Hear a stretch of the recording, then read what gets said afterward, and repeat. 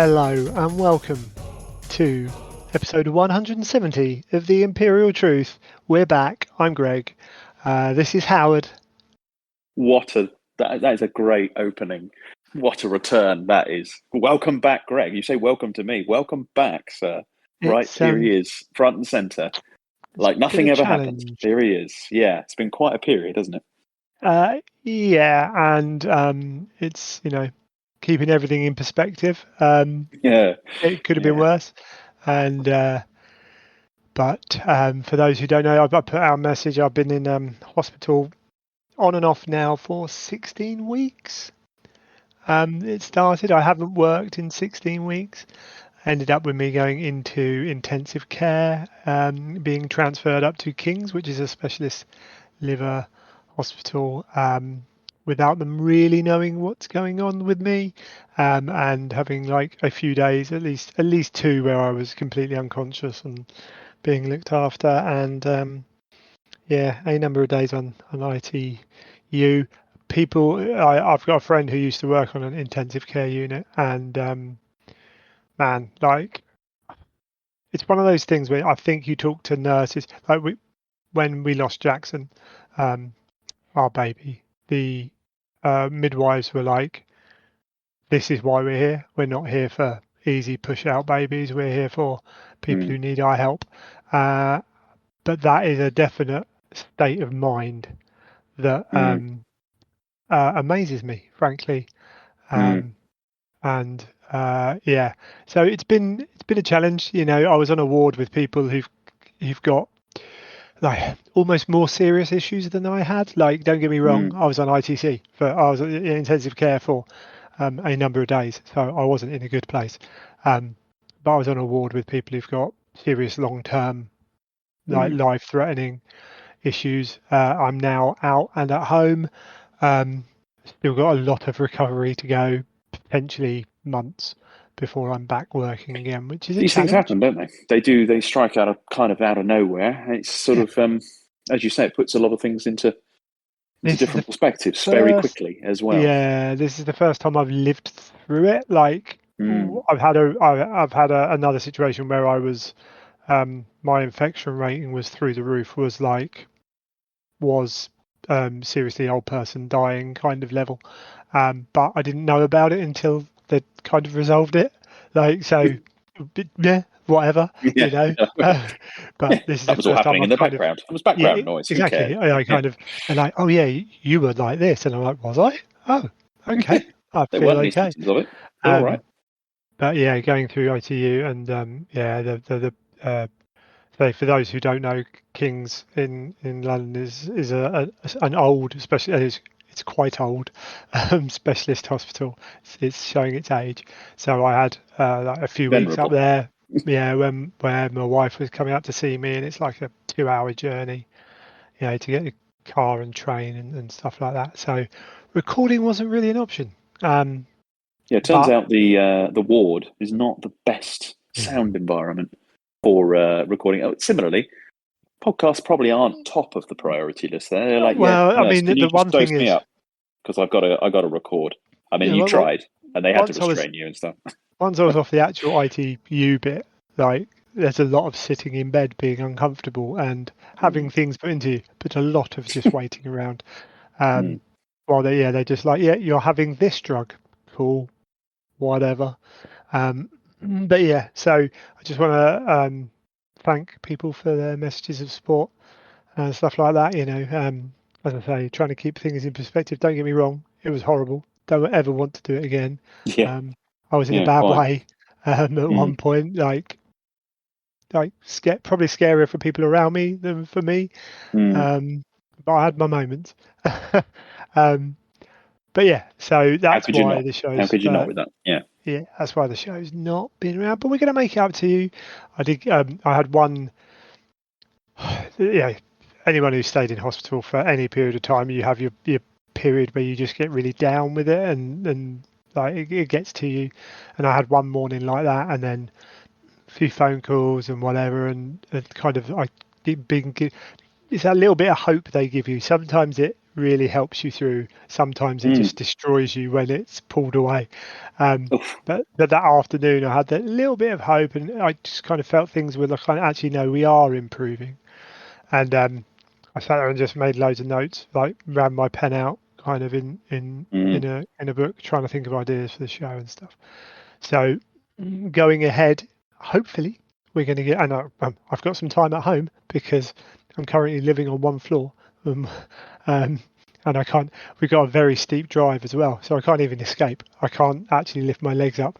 For those who don't know, Greg does live in a castle, because obviously we all do here in sunny England. You say it's an old hospital. Yeah, it was. It's essentially Hogwarts.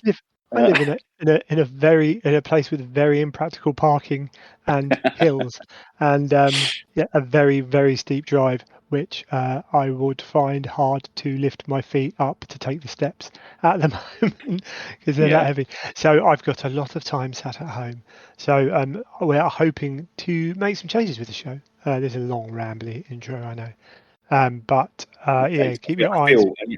People that's what people are here for, surely, and they're catching up on those long rambling. Yeah, well, and that's it.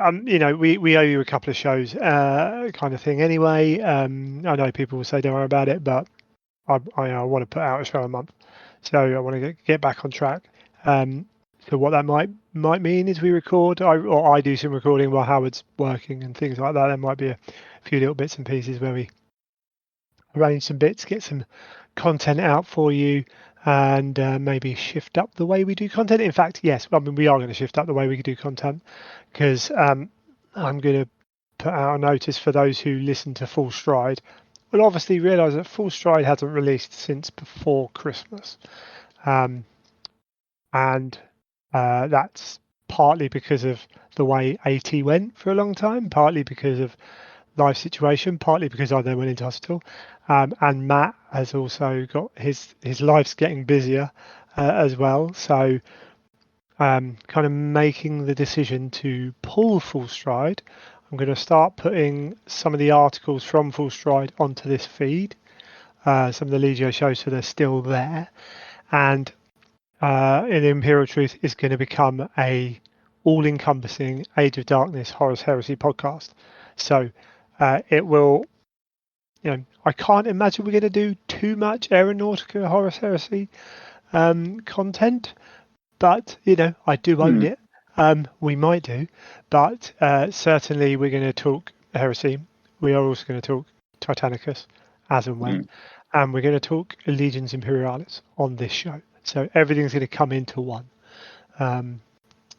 And what I want to do, and I haven't quite worked out how we're going to do it. I've had some ideas of breaking the show up into real segments, but that won't always be easy to do that necessarily, depending on what we're talking about during the show. So like a clean cut of now we're moving to this bit and having that regular might not work. So there's a little bit of playing around with that, but we'll work it out, and hopefully over the next few months we'll start to see some changes on the show, but nothing, we're still going to ramble about heresy at the end of the day. It's just we're going to do it in different scales. Anyway, but it's now a slightly more formal way, and we can do it with larger scope and scale, as you say.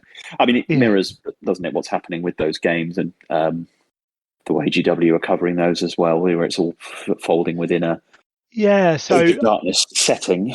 It makes perfect sense to do that. I mean, okay, if there was enough content out there, if there was enough stuff being generated, then maybe separate things work out that way, but there is only finite amounts of time, and it feels like there's a blurring of the lines between those. Kind of the excitement of having those different games is being able to sort of move between those, and that brings something to it in itself. So I think there's validity to that, or there's a definite benefit to that. What this might mean is say mixing up, having different people on at various points, like recording little segments maybe where it's me and someone else, things like that, and down the future, if they bring out another game set in the Heresy, I'm sure we'll talk about it, whether we talk about it lots or not, depending on what kind of game it is. We'll do that. I don't know. My mind's a blur. I haven't gone back and listened to the last couple of shows to see what we've talked about, but I wasn't aware until a while ago that the Heresy team now is fully in charge of all Age of Darkness era gaming. I think probably we have mentioned this. So all of it comes under one banner. The writers then are given tasks within those things, and it's like you're working on this game, and they've got a lot of staff there and things like that, but it all comes under that banner, which I presume is all under Age of Darkness. blimey, and the what's his name? Hoare. Andy Hoare. Yeah. Leading up, kind of, him at the top of specialist, and then like the department. The specialist. He's the head of specialist design studios. He's head of specialist design studios, and then you have like all the Age of Darkness games in one section, so they are within a department. Within so a if you call it that, a department. Yeah, whereas before it was AT and Heresy were, they talked, but they were slightly. We speculated on that, if I recall correctly. We speculated that it was going in that direction just based on the way things are going. But I mean, it's not. I don't know if that's been alluded. I don't know if that's been stated clearly on community. I mean, they don't tend not to talk like that. I've had a conversation with someone who basically was like, there was someone who I said, "Oh, have you worked on this?" And they're like, "Oh no, so and so wrote that. I was working on this." But I've had a look at it. Haven't had a chance to play test it yet. But I was very aware of what was going on, kind of thing. So all within all that. So it's cool. And we'll see how it goes with AT and all those things as well. We know that GW they want to be the one-stop shop for all your gaming needs, and for people like me, they are, because I look at the new Star Wars Shatterpoint, kind of like cool. I'm tempted. Are people going to play it? Do I get everything I need from Games Workshop? Potentially. I think we both fall under the what a member of Games. Well, I think it was Black Library staff described once when we attended one of their events. They described one of our frequent flyers, as they described it. We've gone all in, and I'd say both you and I play multiple game systems, both within Games Workshop and have experienced those outside. I particularly have, influenced by some of my gaming group, have picked up various games: Star Wars Armada, X-Wing, Song of Ice and Fire, all excellent games, superb games, and great games in their own right, in very enjoyable, fantastic settings. As you say, Shatterpoint's very popular right now. I've played Legion. There's a bunch of these games out there, very clever, but they don't have quite the reach. They don't. For me, they don't have the same appeal in terms of the lore. I think that's the big thing. I'm going to interrupt you. I think that's the big thing, right? Even modern 40k lore, I'm not as up on it as I used to be. But Heresy lore, Age of Sigmar lore is quite cool. I'm not as up on that as I used to be on the old world.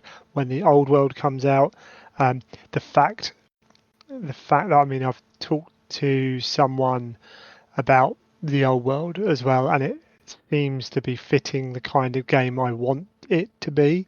My one problem with Age of Sigmar at the moment, and sort of has always been a problem with 40k, is maneuvering is semi-relevant, but with the old world was super relevant. And other games, Mantic, Kings of War, tried to do that. Kings of War didn't bite me.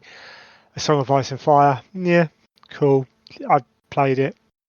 Elements of that I don't like. Super love the old world, and it's the lore that keeps me entrapped. Resonate. And then they provide 18 different ways of playing within that lore background. So almost, why do I need to go anywhere else? And the ability to play games and have an instant community globally. You visit somewhere. I mean, I worked briefly in Texas, in Austin. Went straight up to the local game store, was having a conversation with someone as if it was at my local game store. And you think, if I have to be here for a prolonged period of time, I've got an instant community, which of course people enjoy with sports and otherwise. But frankly, it's that lore, that background that just keeps you, and particularly as we perhaps choose to become, you and I, similar points in our lives with bringing new ones into the world and etc. You start making certain choices. Yeah. You're going to pick which one you are. You're going to streamline. We haven't necessarily got the ability to go across all multiple game systems and otherwise and enjoy them in the same way. So we're going to focus in. I think that's a healthy thing to do. And on top of that, although there are some fantastic miniature companies out there doing some fantastic miniatures, no one is doing plastic as well, as comprehensively as GW, like across huge lines. No one, for all the problems that GW have had keeping up with demand, no one provides stock as well as GW. Every game system from Legion through has had massive stock issues.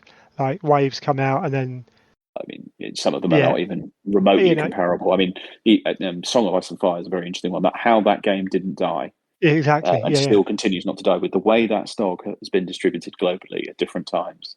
It's astounding that it's kept up the popularity it has. Yeah, years ago when Kickstarter really was at its height for miniature gaming, I used to listen to I can't remember the name of the podcast, but a guy called Mike used to do a podcast with a few of his guys, older guys, and every week they'd be like, "Oh yeah, back this new Kickstarter," and then 5 months time, "Oh, Judgment's come out," or whatever it's called, brilliant, yeah, and then 2 months after that, sold it, you can't get stock, like all the people kickstarted it, which means the shops aren't keeping any because they can't sell any. There's only 3 people that play in a 50-minute period, and you can get into a danger. Say Song of Ice and Fire almost got to that point, and GW for all the struggles they've had, those struggles are minimal compared to other things.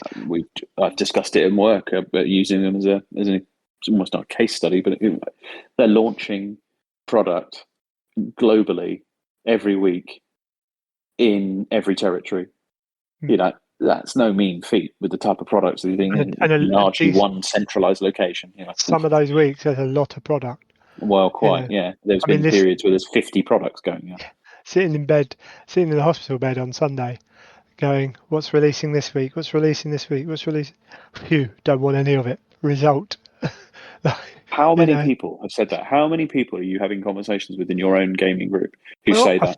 I'm on several chats and people are just all saying, "Poof, thank goodness for that." I mean, that's before you get into the conversation of having to be there for a limited edition type release. I think part of this is the nature of our age as well. Like back in the early 90s, like we're getting a release. Wow, awesome! Like and then over the last 10 years, 10, probably 10 really. It started to ramp up. 15 maybe, maybe 15. But even when Blood Bowl and all that, like the golden age of specialist games came out, that was a box every now and then kind of thing. Now it's like, you're not expected to play everything. Like back in the day, back in the early 90s, you kind of could, if you had the money, play everything because the releases were so sparse. But now they're just, I like Age of Sigmar. My mates, it's really taken off in the club because a lot of people aren't happy with where 40k is at the moment. In the main, because they're tournament 40k players. I think there's our club is particularly struggles to kind of engage narrative gaming and toning down and setting lists that are engaging within an agreed kind of method. So they're jumping over to Age of Sigmar. There's a lot of people waiting, starting to build up for the old world. We've got the Heresy players, haven't got many AT players, unfortunately. Haven't quite got them into that. But there's a lot of stuff going on. I can just rock up and, even Underworlds and some other bits and pieces. Kill Team. Kill Team's, a cracking little game. You can get them out. So it's it is what it is. Like, I mean, the one thing is like, I'm going to have to sell my Necromunda stuff because that is definitely a game that they can't manage self-regulation on. It's true, though. I mean, there's now such a diverse portfolio of games within there where they are distinct, whereas there was a period where Kill Team was mini 40k. there was, or even by another name, it was. There's a much more diverse range of games, and that's only going to continue with the reintroduction of certain other specialist games. AT and Aeronautica are not going away. You're adding in other games into that. It's not going away. It's changed. It's focus. It's not going away. The game. Well, I mean, it is if you play. You will be able to buy the game. Yeah, that's what I mean. It's changing its focus. It's changing its focus away from one thing to another. It's but the game remains. It's still a playable game out there. And this is sensible business practice. Like, I know people who only play Kill Team. I know people who only play Blood Bowl. I know people who only play 40k. I know, and that's how you work a company. Like, independent revenue streams. And then managing the release schedules for those is a challenge, and one that it will always need tinkering with. But they're doing a good job. And they are tailoring it in a particular way, and that continues to be. There's some fascinating conversations about this across different channels around at the moment. There's been an ongoing series of conversations on the combat phase. No, sorry, the painting phase, I should say. Painting phase channel, where there was with the X Games Workshop members and about who they're over a particular period of time, what they were sort of realizing and just reflecting on in quite a reasoned way, I think, a sensible way, what their overall mission is and how they were achieving it. Games Workshop as a business. There are other channels that have reflected on what that is to have something of that size and capability, and how other businesses can exist, support and or compete with that, or fill in niches. But as you say, I think you and I are in that field where we're looking, and I think this is true of a number of people in our respective gaming groups, where there people are sort of focusing in on certain things, whereas there was a period where we wanted to be part of it all across the board, and I just don't feel the enjoyment in that in the same way that there once was. That sounds negative, but I don't mean it to be. It's more a refocusing of it and realising I can't do it all. Yeah, it's such a personal thing because you don't want to let go of anything. Not really. You don't want to lose. You feel like you're losing something that you had. And I'm, there's games that don't hit for people. Like I bought all of Curse City, and you get to a point in Curse City where it kind of, I found it. Maybe we're playing it wrong, where it kind of jumps and we're like, oh, you just get a bit stuck on this. It's a really good fun game. Like 4 of us sat around a table, but 7 years ago when I first got with Emma. Couple of months after we first started dating, I completed a sale of a Kickstarter. $430 I spent on a board game, which was the final aspect of that Kickstarter that I've got was delivered a month ago. 2 weeks ago. Kingdom Death Monster.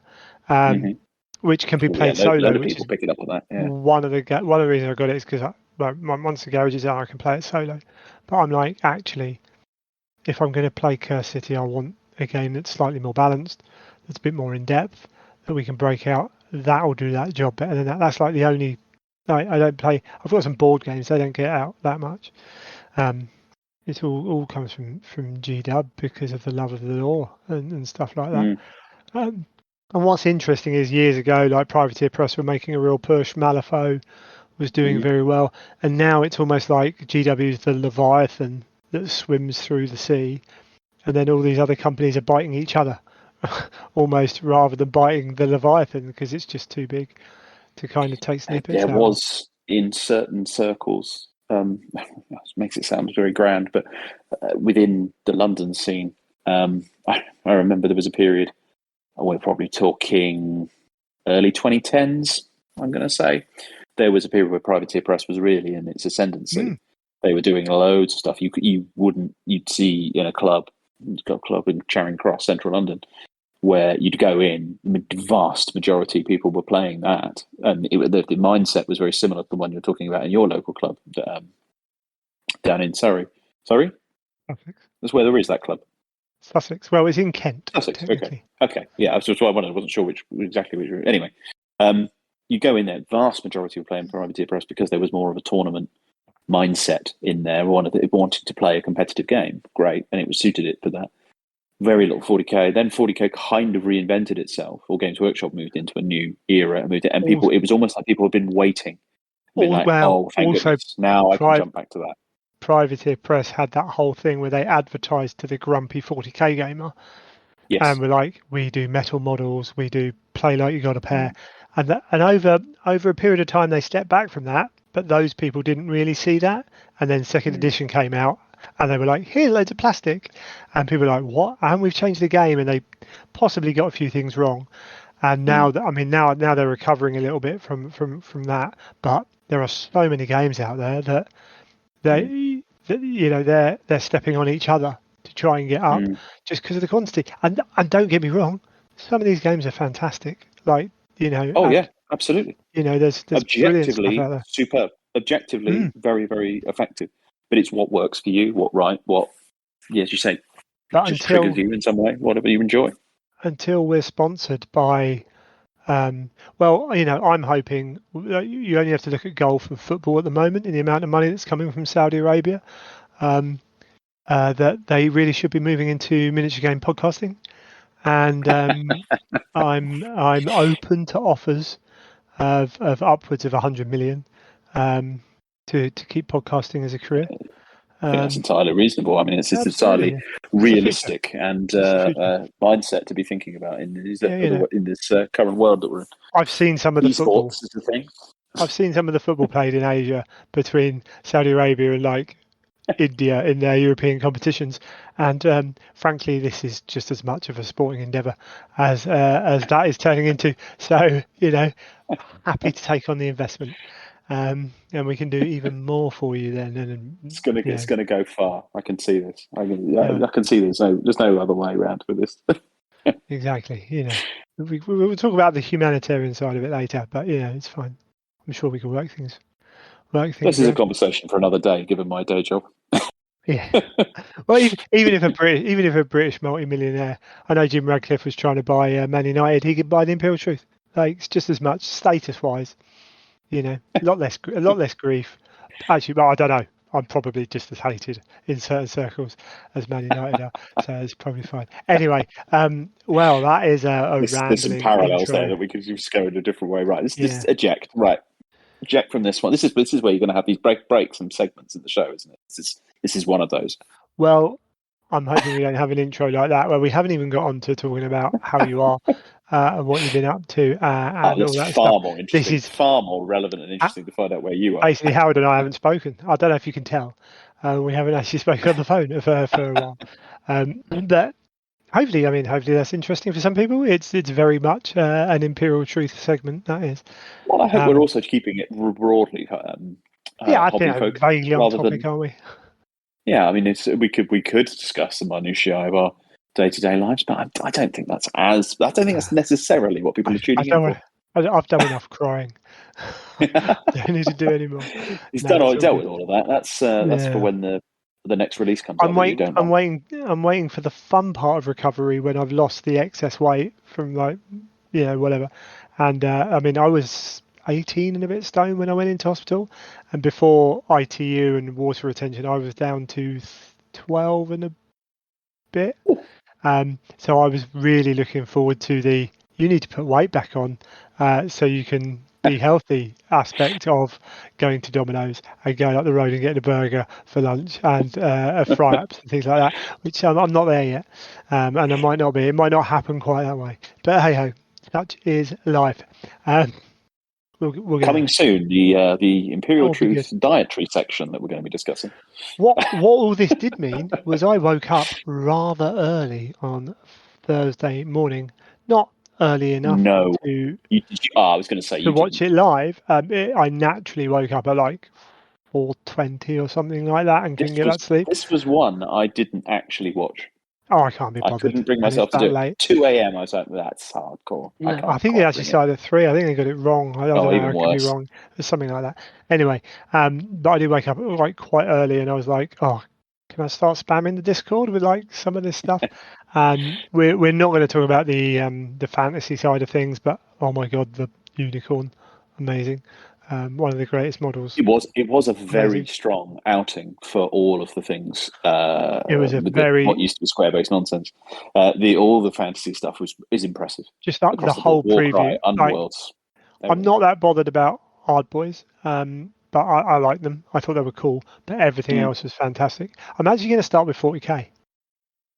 Hello. Because we got Terminator. Good point. Indomitus Terminators. Point. So my only problem with this is they've showed us regular Terminators, not close combat Terminators, which, they've done this with AT, they've done this with loads of different stuff. They'll release the normal box and then they'll release the close combat box. They did it with the War Master in AT, they did it with the Warlord, they do it with Dreadnoughts. Dreadnoughts, I was going to say, the Dreadnoughts is the obvious one. So it seems like a method they're using, but they didn't even reveal the close combat ones. So I have it's not going to happen anytime soon, but I have written a Space Wolf list with 65 Indomitus Terminators in it for fun, and I'm looking at. I was like, could you maybe, it's a bit pie in the sky, but I do want some Indomitus Terminators with Space Wolves because they can run and charge. Fantastic. There is something of a Battle of File desire to do a boarding force of Imperial Fists in a similar way with shields and I wouldn't use it all the time. Being fans of Indomitus armor as they are, that is quite appealing. The new scaled ones are fantastic.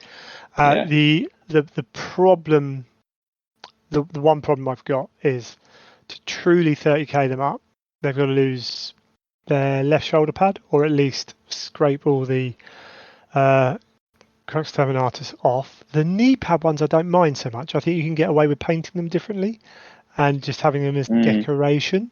The guns are Storm Bolters. Yeah, you could use them as Storm Bolters, but I'd probably want to get Combi Bolters on them. And not as hard as it once was, because there's Combi Bolters are kicking around with spare ones from the Age of Darkness box set with the Cataphractii Terminators. They are around. I need 65. Not quite that many, but but they are. So, they're about. They're about. Or, and 3D printing. Well, this is it. 3D printing, and I don't know what weapon options they come with. There is a heavy flamer. There is they've got cyclone the missile classic, launchers. Yeah, they've got the classic 3. Yeah. It does seem it would have been really nice. There's the captain as well that's got a combi weapon as well.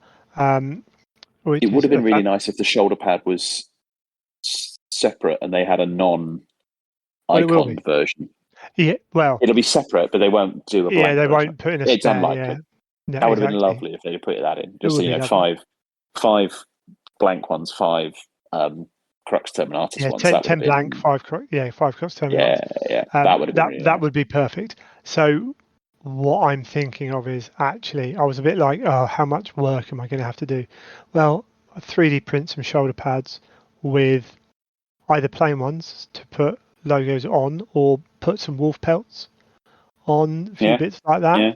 And then again, as you say, either collect combi bolters or 3D print some combi bolters for the ones. But frankly, actually, because I'm playing Space Wolves, a lot of them are going to have, maybe shields or lightning claws as well. So I'm looking at potentially getting some of these. Really want to see the close combat ones. Hopefully, a bit more dynamic posing on the legs would be brilliant. But I do love the new Terminators. I think they're amazing, and I'm going to have to get some for my 40k army anyway. Continuing that theme, where do you stand on the Scouts? Well, I was going to bring the Scouts up. So I want to see them next to Mark 6. I really like them. I was hoping against that. This sounds petty. For years, I've been trying to find a really suitable helmeted head for a Scout. Right. Okay. People commonly use the Imperial Scion heads, and they're pretty good. But I just feel like it's a really weird thing that they haven't. There's no art, there's no sketches, there's no concept art, there's no model, frankly, of a helmeted scout. And there's this idea of them. No, this is trial. Like this is chin them strap having helmet, access to this. what kind of Preferably helmet full would you want? face. You would want Preferably full face. I'm I trying to thought I get like an on. enclosed helmet, and then you could do a version that is used to say chin strap, or even just the breathing mask kind of thing that they do with the Mark 10 armor, where the top of the helmet is removed and you've still got the face grill thing going on. I just feel like there's a version that some people used to use the old Elysian heads, and those looked pretty cool on scouts, but they're still Imperial Guard. There's still, or Astra Militarum heads. And you just think, and there's third-party heads people have used and similar. I just would love it. I thought they were going to do it. How about Palatine Enforcer helmets? It's also superb. There's a line in people who says Palatine Enforcers, which people use those as auxilia for the Imperial. No, it's for the Iron Warriors, because there's some suggestion that they had a very Mark IV inspired armor that was there's some link there. There's a specific regiment, and I forgot what they're called, but so you do see them. Yeah, there's options. So for those who don't know, they're the Necromunda gang.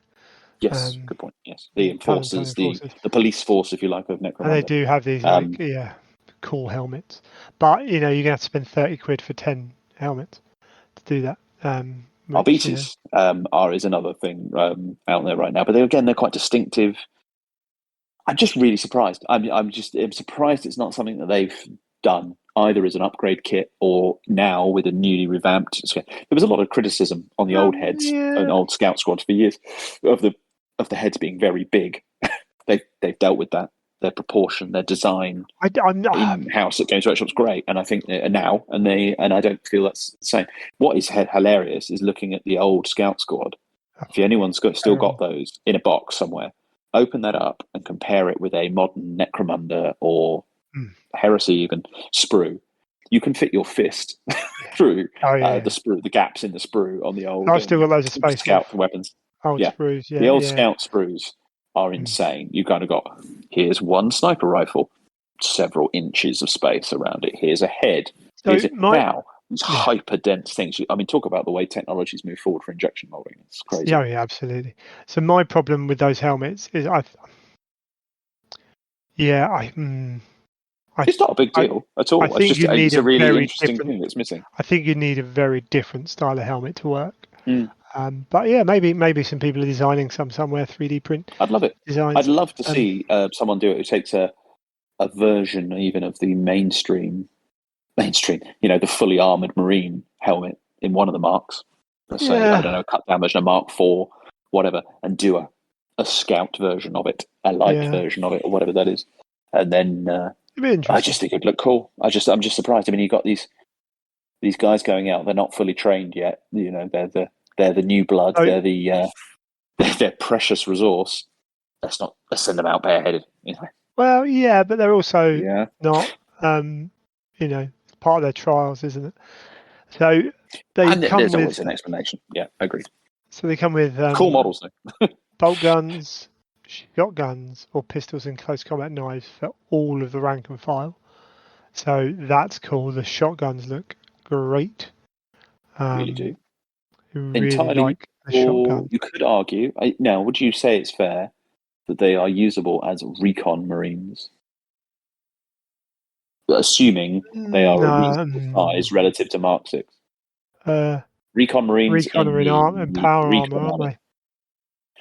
Okay, there is a version. There's a Scout Squad, isn't there? Yeah, they're Scouts. Yeah, the recons are recons. These are Scouts. Okay, in my opinion. I'm mistaking it then with. I thought recon could be downgraded to have the carapace. Maybe they can. I can't remember, to be honest. I've got some on my shelf, but they're all in power armor. You've got, and then they're going to have extra weapons. So options for gunners lugging launchers, heavy bolters, as well as a cloaked sniper. That's the only disappointing thing for me is a cloaked sniper, because I quite like the idea. Is it singular? Is it described as singular? It says a cloaked sniper for picking off enemy characters, right. which because although Recon Marines technically better. When Scouts are in cover, you don't care about their armor save anyway because their cover goes up 1, so they'll be on like 3 up cover saves anyway. And if anything's hitting them hard enough to ignore their cover, looks cool.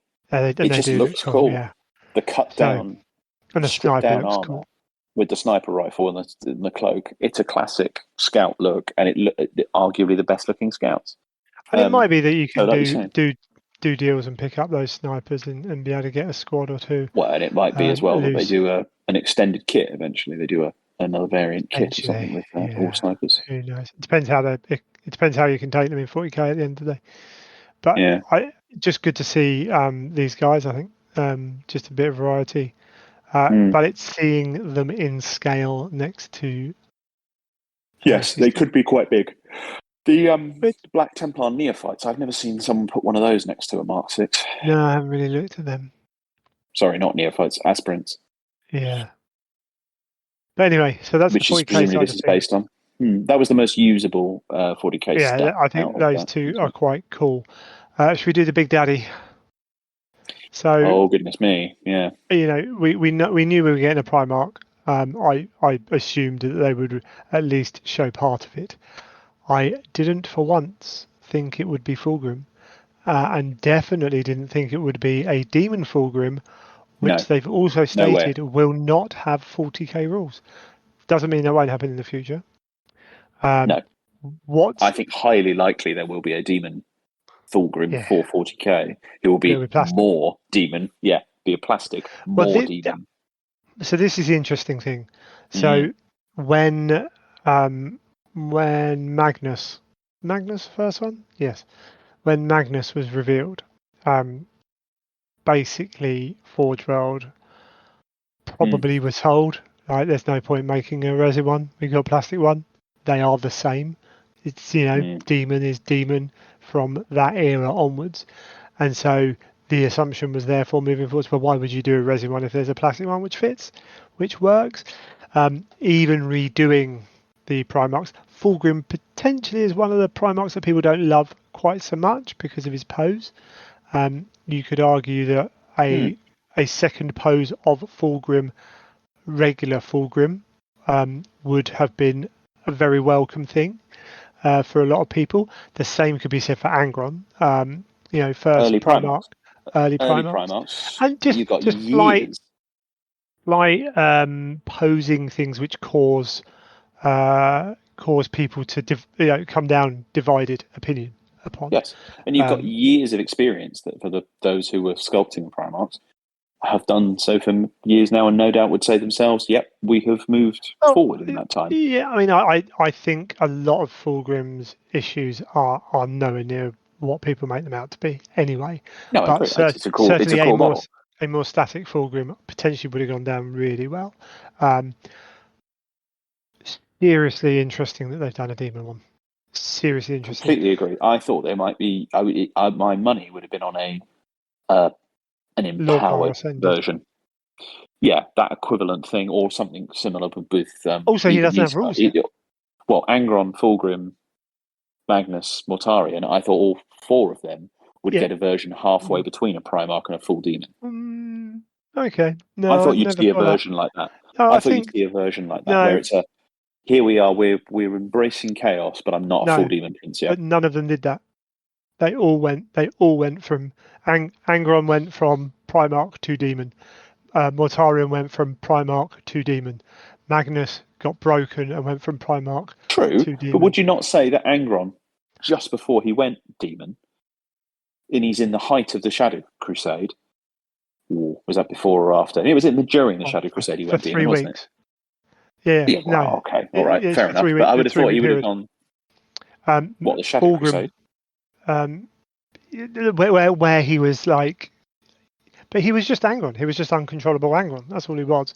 Fulgrim went but I still think him in late Crusade, very early Heresy is different to later Heresy, before pre-Demon. I would have assumed. Not much. That's what I would assume anyway.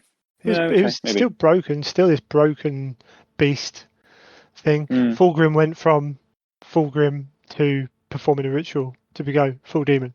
So all of them there's a distinct point where they go from what they were to what they are. There's no like once they stepped foot on that thing, they were gone.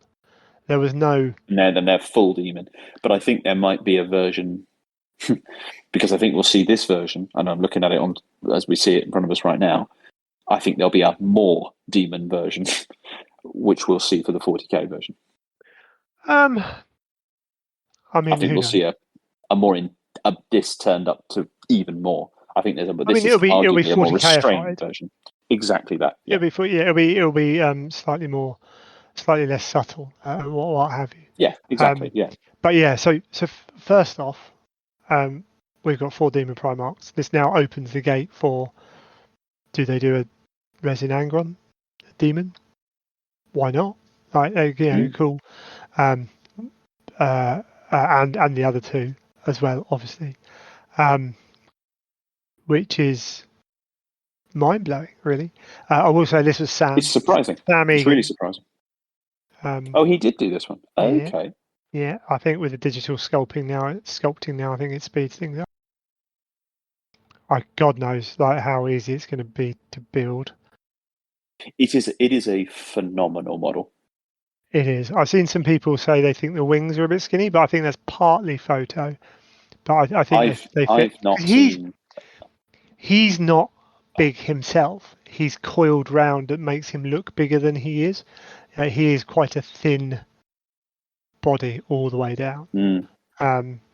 The only criticism, and crucially, people who have made these comments, it doesn't come across as a criticism. People look at it and go, how am I going to transport that? Yeah, a big time. I jokingly... But that's not a criticism. They're like, Jesus Christ, this is going to be a challenge to do. Neil Hollis. And I'm like, you're going to paint that for Adepticon Golden Demon? Take it across the channel.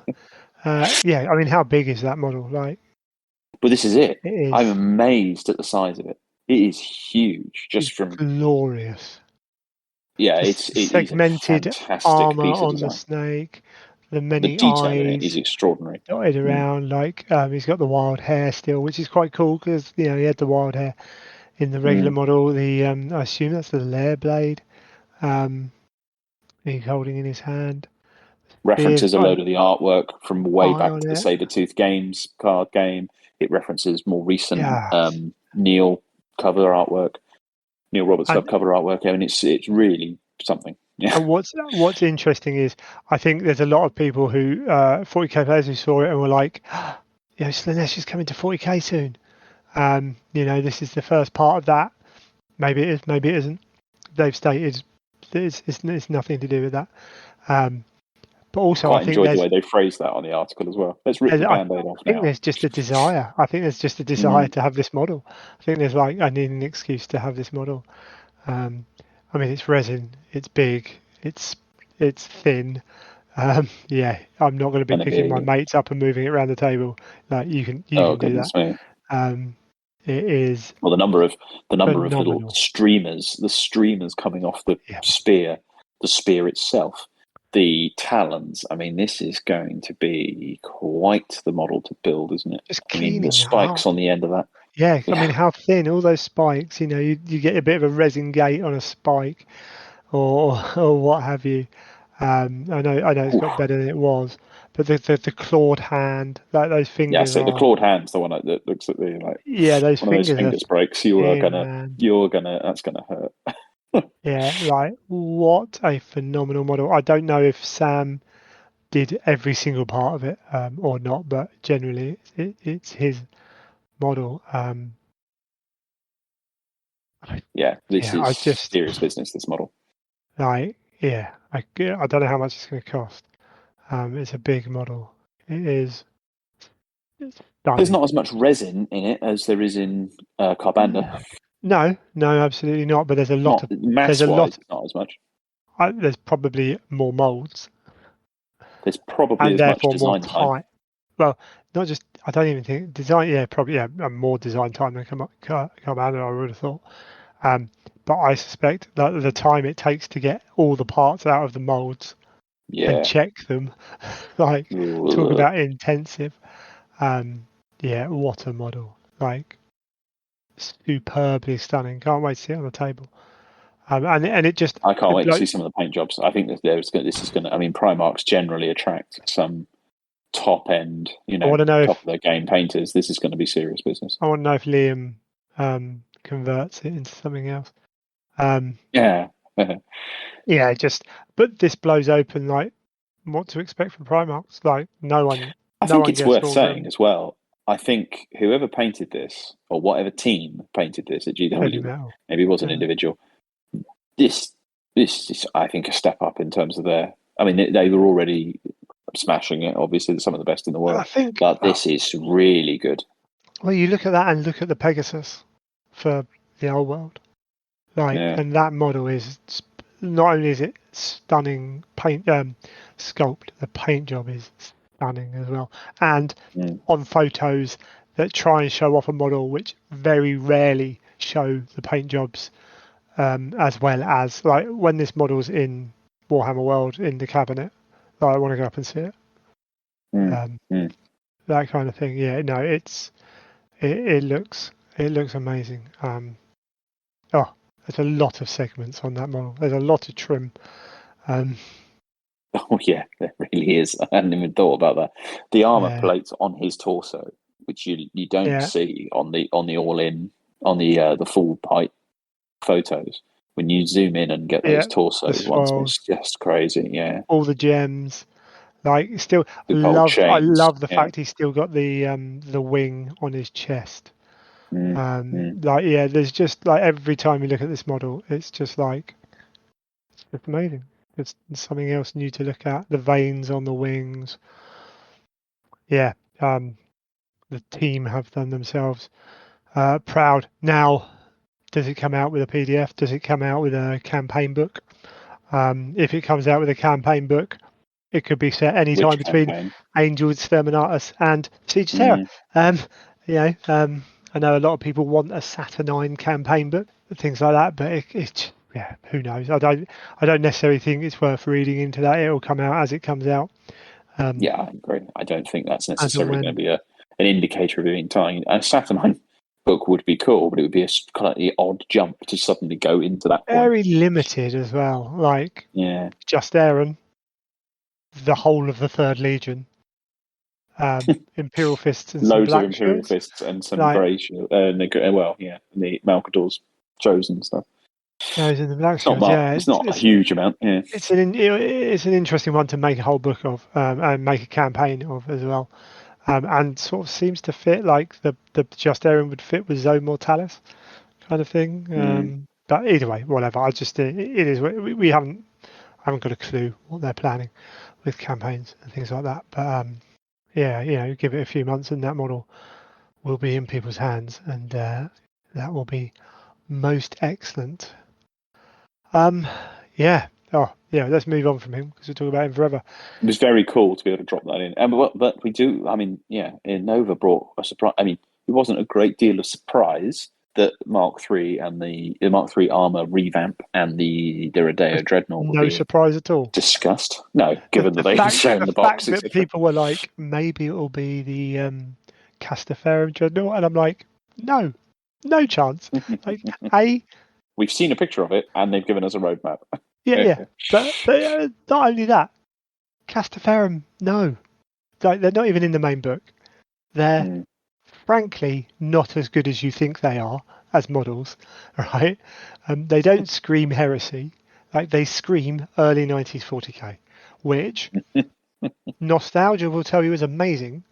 Reality will tell you is dated, has been well surpassed, and you should leave it comfy in that cocoon of nostalgia where it thoroughly belongs.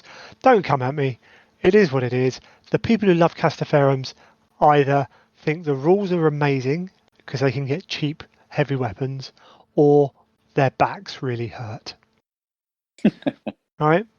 There's no one between. They're either 40 or they love the rules.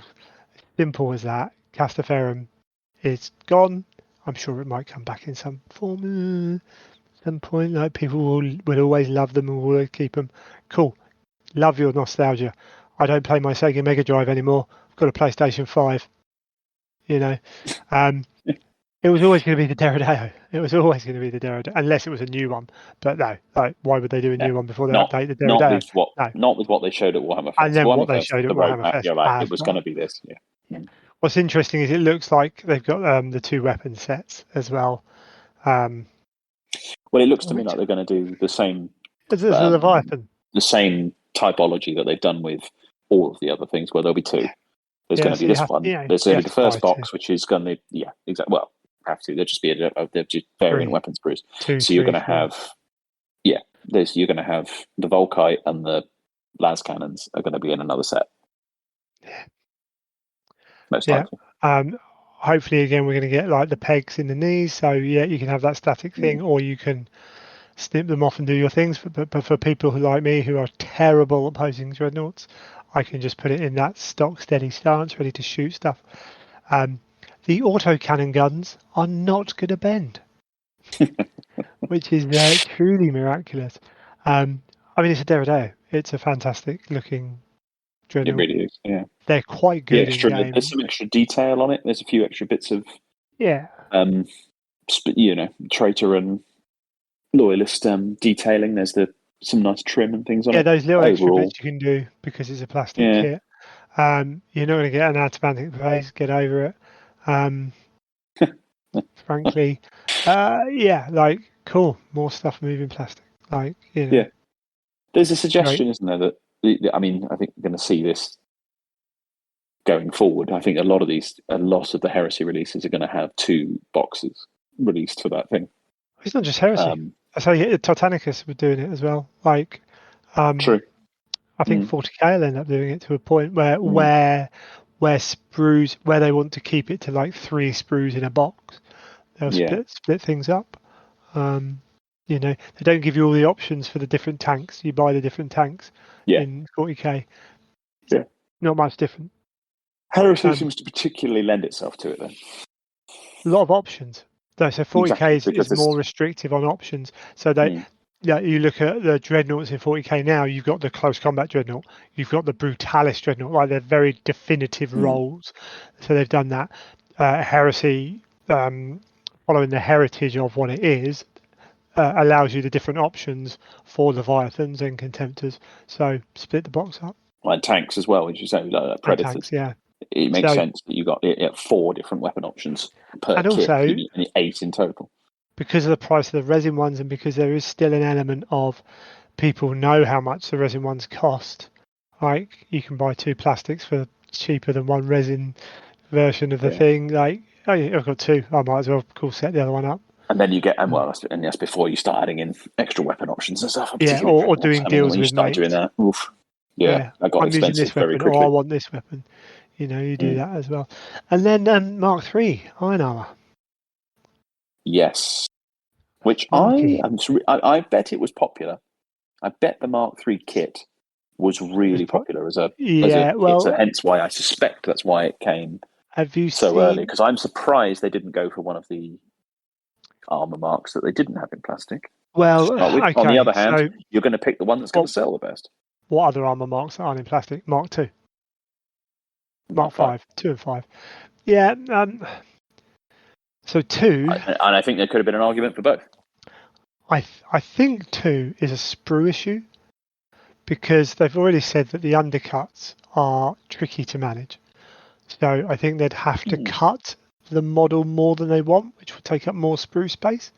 You'd have to build. I think you'd end up having to build backs of legs to fronts of legs. And then like parts of bodies as well. So I think you'd end up. Yeah, okay. Yeah, you get a 10-man squad and you get a 5-man squad. Think of how the Mark 6 box is, but then take off half a leg and try and fit that on that sprue. Or something. I'm sure there are issues. I'm sure I wouldn't be surprised if they're trying to work on it. Yeah, just surprising, isn't it? You've got a Mark 3 and a Mark 4 kit. It's surprising you don't fill a gap. Are slightly smaller. They do sell, and they do update. The fact they sold means they probably thinking they will sell as well. I think that'll be a key driver. And again, maybe they're looking at the way they do Mark 5. Like, I could almost see Mark 5 coming out with like, I'm not saying they would do this, but like, imagine if they released Black Shield rules and gave a drop of Mark 5 with Black Shields, which would fit really well for that kind of thing. Some interesting conversations around the Mark III. What do you think of them? I don't like the helmet as much.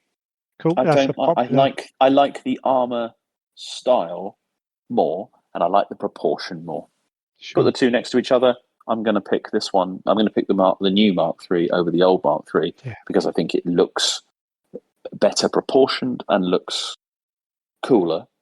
I think, and it looks like a high definition version compared to the lower definition version of the older kit.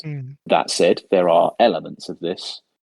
I prefer the sort of plow fronted helmet that was the previous one, whereas this one looks closer to what I imagine as Mark II. It clearly isn't, but it also, I'd say this is perhaps closer to some of the concept art and similar in terms of the helmet design. I don't like the spiked helmet; very easy to change. But I think the other changes, I think, make it look better. Like I say, I think it makes it look higher definition, if you like, of the same thing. I can see why they've struck the poses to be identical to that of the Mark III, so the heavy and special weapon sprues work. I Mark think 6, yeah, absolutely. So it says they work with fully compatible with those, which is another reason to upscale them, because there is a slight scale difference, a bit awkward trying to make them work. We've got like a number of poses. I'm kind of fine with that. Yeah, it is what it is. Yeah, me too. At the end of the day, there's enough variety in there that it works within a unit. I did like someone saying that the helmets should be locked forwards, like they were written in the lore at one point. So could you imagine a whole army where every helmet has to be locked forward? Look absolutely terrible. Yeah, I really like them. I think they're super cool. I know there's people who've got armies of Mark III who are now trying to buy the old Mark IIIs up. I've got some in the garage somewhere, and some Mark IVs. Oh, I've got the Mark IVs will be done at some point now, because they'll do exactly the same with the Mark IV. Make sure they're fully compatible with all the new weapons. Upscale them.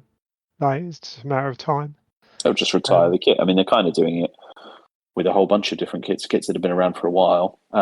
And the Mark IV has been around longer than the Mark III. The only thing here is someone pointed out there's no bayonets at all on the model. Be interesting to see if they're on the sprue or not, or whether you borrow from the 6s. Doesn't bother me, to be honest.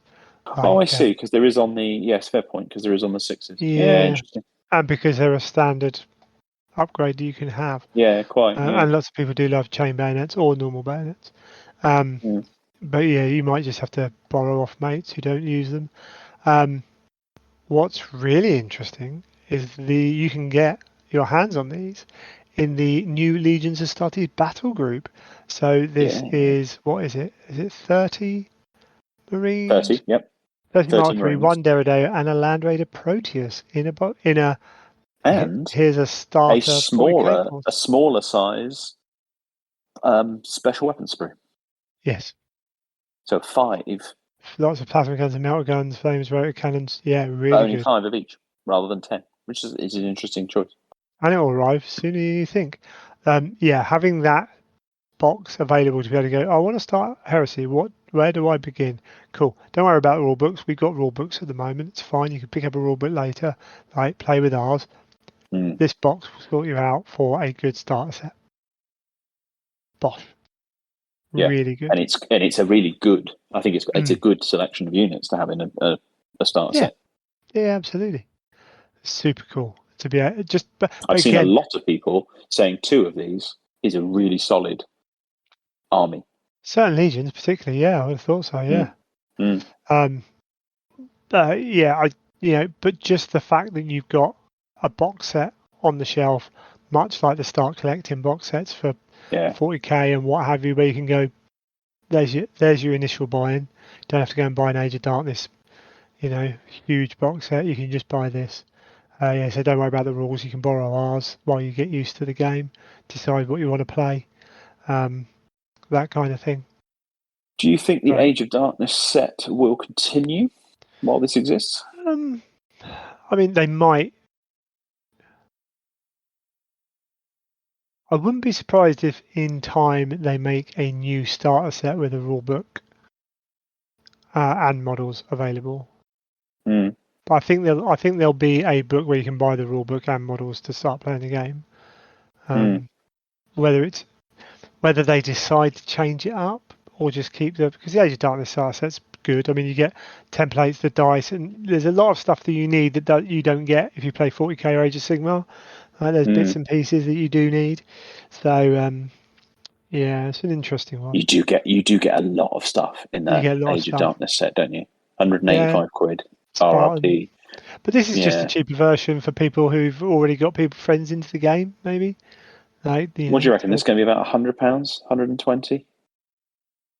I mean, you get more plastic in this, and the price point's going to be really interesting because £95 now for a combat patrol for 40k. Yeah, and you get more plastic in this than you do in that. You certainly do, yeah. So I mean, 95 would be a hell of a good deal. Would be a crazy good deal. It seems like that's quite likely to be that level. The Sigmar box set was 120 with the book.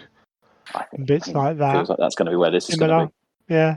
If you look at the amount, if you look at the troops, swap the tank out for a book and some cards. Yeah, 120ish, probably. So 100 quid at anything less than 120, it's a very good deal. 120, probably about right. Even works as it feels like it's a little bit close to 185. Well, it's not that much of it. You get quite a lot more. But this also works for. Oh, I've finished my 1,000 Suns Legion. I want to start a new Legion. Cool. Get me one of these boxes. Away I go. Yeah.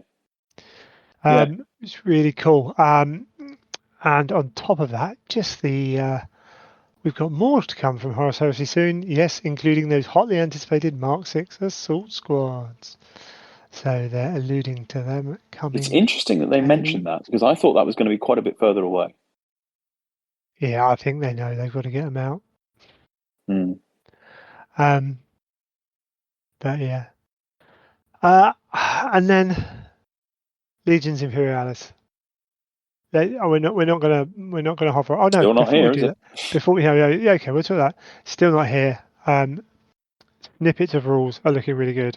We're going to leave all that. I think, like the Night House battle group and the Titan battle group. Good to see those boxes. Very cool to see that back. Available. It's interesting that they went. I know. I was going to say it's repackaged. I'm surprised they didn't do the preset Manipur equivalent box set again, but actually. Given that this is designed to be used in both systems. Yeah, exactly. Designed that it's supposed to be used in both systems, this is probably more appropriate. With the new bases as well. I'm going to spend. I'm going to have to spend some money rebasing because I prefer these thinner ones for Imperialis. Yeah, it's annoying. It does make sense, but I don't really want to rebase the many Titans I have. At least these are Imperialis bases, so they're like really easy to paint. Like the textured and what have you, very lightly. But yeah, those two boxes coming back out is good. I'm sure they'll go up a little bit in price. The night one was very good value. Nice mix there as well. Because again, in Legions Imperialis, like in AT, it's very easy just to go for the Lancers. But in the other ones, they'll hopefully be more cool for the others. And yeah, loads of tanks, loads of Solar Auxilia, loads of cool Legion stuff. We're going to have to deal with that as and when. Well, that's a whole. Given that we're going to be doing some catch up here and getting in, hopefully, energy levels allowing, we will smash out some extra things. I feel we could do a whole session on Legion Imperialis. Yeah, once it's actually available as well, or we know it's becoming available from the issues they've got there.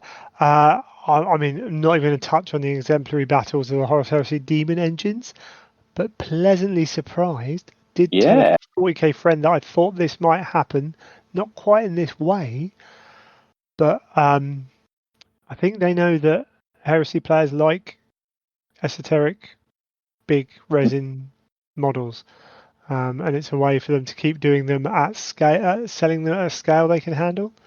There's some interesting rules in there.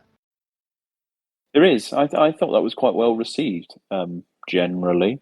Yeah, it came out of nowhere. I still want my Ruinstorm Demon Army, bearing in mind Well, that's coming. I was told It's it was complicated. summer. It's summer. Yeah, fair enough. Yeah. Is it? I've got a whole army sitting there waiting to go. Yeah. But we'll get there.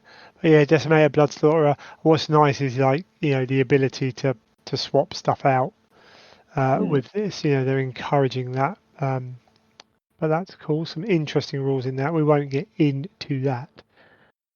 There is one heresy adjacent. Oh no, it's not heresy adjacent. It's very heresy, but it's gaming adjacent. I purchased a Ragnar Blackmane Joy Toy figure. Did you? Yeah, just the Ragnar Blackmane one because he's super cool. It was 60 odd quid, not cheap. Fully posable, comes with different options for his hands and stuff like that. Super cool, actually. I'm not going to collect them because it's an expensive thing to do. I just wanted one. Thought he was cool. You get to the bigger stuff, like they've done the Grey Knight, Dread Knight and stuff, like it's expensive. They must have done very well. They must have been very successful given how many of them they've produced. I mean, yeah, and the vast number. The fact they've moved on from Space Marines into other stuff quite a lot as well. Or Dreadnoughts. They've got these Brutalists, whatever they're called, the Redemptor Dreadnoughts. But even Chaos Marines and even other stuff as well. They're going to do Heresy. Good point. No images yet. And I thought it was quite cool. They showed a silhouette of a Mach 3, yeah. Yeah. Yeah, Guilliman's enormous. But I'd completely forgotten about that. Very good point. They've announced that. They had the silhouette of a Mark III. I think somewhat unsurprisingly, because it will be the newer version of it, I would imagine. But I mean, the amount of models they could release for that, when you start getting into Legion-specific stuff. Yeah, I don't really care for a Space Marine. I'm not bothered. I understand that some people are. Cool, yeah, it's cool. But if they start doing specific characters, then that becomes a little bit more of a pull, just to have the odd one. And there won't be many that I'll be jumping at, but maybe we'll get more Primarchs. That'd be dangerous. They do a Russ.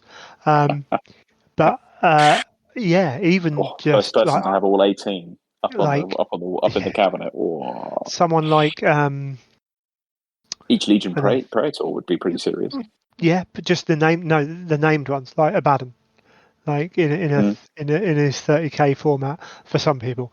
Fafnir Ran, like pick your Legio, pick your cool character that you really like from that Legion, and potentially like Contemptor Dreads, like Terradeo, Cataphracti Terminators, like there's potential for some really. It's not for everyone, but like one each of the various armor marks, Terminators, and then armor marks. There'll be more than then one. You're into the named characters. Yeah, wow. Yeah, like there'll be. You look at all the named characters for Heresy and what they've called. I'm just trying to think of even like some of the coolest models we've got of characters. My mind's gone blank. Lucius would be a cool one. Yeah. I should say Loken and Abaddon. Those would be pretty serious models. Loken. They've got to do like Garrow. Alderon. Yeah, like just other Caramen would look. Oh yes, amazing. Yes, please. Oh, that would be cool. I don't even know if Joy Toy do. They do Custodes. Yeah. Okay. Cool. Well, Valdor, like, right in that scale, would be. Yeah, 1/18 scale. As I say, like, it's not. It's not. I wonder if there is something. There must be. For them to be such faithful reproductions, there must be some sharing of the CAD data that they have for these models to allow those to go across. Be given that you've got those, and this is a bit of a segue. Do you have any feelings or any thoughts on the newer release of the Imperial Fist Praetor? not really. It seems like they've decided to adjust it slightly to make it fit better. Maybe they could. I think they probably should have communicated it a little bit better. It does seem odd, doesn't it? It just seems an odd thing to have. Not odd, but it's curious to have. Maybe they just felt that. We're not going to mention it, but this one's going to go away. Probably, it may or may not go away. We're going to temporarily make it unavailable. Maybe never release it again. And here it is reposed. Yeah, slightly different. Fine. And reason I sort of make that link is because presumably it's using the same CAD. Just components to possibly take the master. Repose it, output it.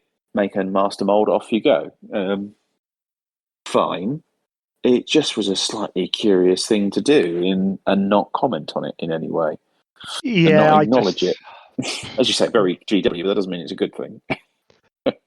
Just kind of I just find that a really odd move. I'm at that whatever point. Maybe they just felt like it did cause an issue within the line, like looking too different. And make an adjustment there. I'm just looking through now, so you can get the Nemesis is up to £312. The Redempted Dreadnought's 227 quid. So if you had a Leviathan, it will be like that. You're looking at no trouble. Yeah. 78 quid for the Blood Angels Primaris Lieutenant Ptolemy. So they're not cheap. That's in the sales. No, that's not. That's a different part of it.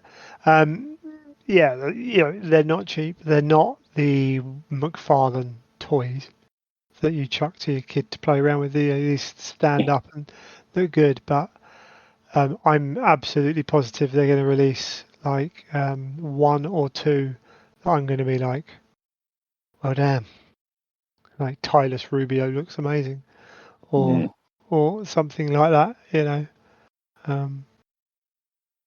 but the odd one dotted around my my gaming room / garage won't look too bad. They're probably going to find their way into a whole bunch of people's gaming cabinets. Kasaurus Khan, the White Scar dude. It's 55 quid. He looks. Khan himself would look amazing. Yeah, there's and they do such ranges. 8 pages I'm on Hobby Figures or something. Ranging from Guilliman through to Imperial Guardsmen through to Necrons. There's loads of different Necrons with different. The Blood Angel Terminators. They do manage to photograph those models really, really well. The Blood Angels range, the Imperial Fists range, look stunning. The Blood Angels veterans and things that they've done look really good. The Imperial Fists look really good, but they've got the Dreadnought in setup. They've got the painting of those things down really quite well. And so a Heresy range is going to look crazy good, I suspect, because it will be that much more advanced and then I've got that much more techniques already in-house. Yeah, there's a real range on prices actually as well. So you can pick up some cheaper than others. But yeah, I have a look as and when they come out, because there are some super cool things that are coming out of Joyce. I wonder if Element are going to stock them. Firestorm do. Sigismund.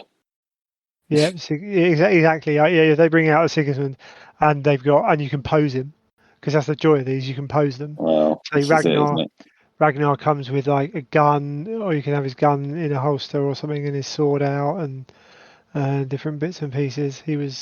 I didn't pay that much for him. He's gone up a bit. They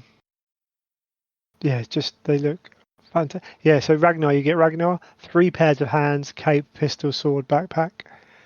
Fully articulated, 5 inches tall. It's just super nerdy cool. One that must have been sufficiently popular to justify these many releases. Well, you look at, you can buy a 4-pack of Ultramarines for 145 quid, which isn't too bad comparatively, obviously. But you can just buy a number of Necrons. Like, it's not like it's all named characters and Space Marines and stuff. You can buy the buggy, the 40k buggy, and you can buy some Fire Warriors, 4 Fire Warriors in different weapons and poses. So yeah, they must be selling. Otherwise they wouldn't do that. It seems to be one of the, it must be a successful partnership. I mean, you could kick off the Heresy range. I'd imagine they'd wait. I imagine they'd do more generic units, but you could just do the named character range. No, yeah, I don't think they will. They'll deal. No, I think you'd go to that later, wouldn't you? Yeah. Well, no, I think you bring out 1 or 2 named characters alongside some basic Marines. I think you do the both, because then you can just keep producing the named ones if they go forwards. But we'll see. We'll keep a lookout for them. They keep announcing. Yeah, I'd forgotten about that had been a little announcement. That's going to be really interesting to see what they do with that. Yeah, slightly, I say, gaming adjacent, not necessarily heresy. But I'm shattered. We've been chatting a while. Yes, and we should keep that in mind. But we will come back and we will do another session and we will continue, because there's been a lot that transpired during your hiatus. But we'll get into that. Yeah. And on that front, if there are things you want us to talk about, I want to get better at one of my worst traits is like being organised and preparing and stuff. But if you've got topics, got ideas, like, do feel free to send them in, and we'll see if we can talk around stuff. Sometimes this show we're light on talking about the gaming or the background at times in more detail, which is something that maybe we can look at a little bit. But there's loads of stuff we can do, and we're going to try and get on it. And there's plenty of time, plenty of airwaves available. So we will keep trying. Exciting stuff. Indeed. Stuff. All right. We'll leave that one there. Good to chat. Good to catch up again after so long. Good to hear you're back on your feet. Yeah, and as I say, we'll try and get one step at a time. Catch up episodes in as well, because while I am at home, I can do editing and things like that. Not that there's much editing that goes on, but a little bit. Yeah, imagine what we cut out. Exactly. So yeah. Good to talk to you, buddy. And you, take care. Rest up. Cheers.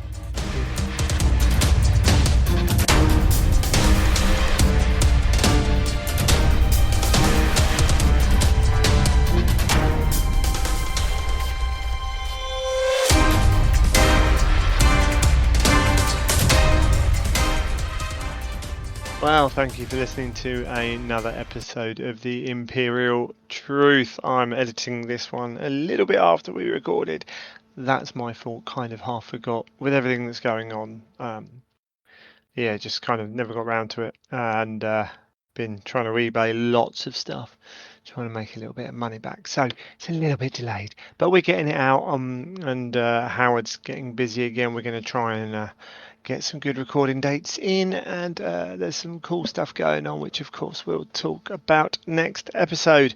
Once again, thank you for all your support, all the kind messages and everything else over the last few months. Thank you to anyone who has supported the show in any way, actually. I say kind words, just listening, telling friends. Thank you to all the Patreons, and anyone who's used Element Games, using the link or our element codes, things like that. Just a reminder that if you do want to purchase from the UK and you do want to use the wonderful Element Games, we do have a link in the show notes, and it's on social media, and there's adverts on the website as well, and that all just kicks back to the show and allows us to keep paying the bills and that kind of thing.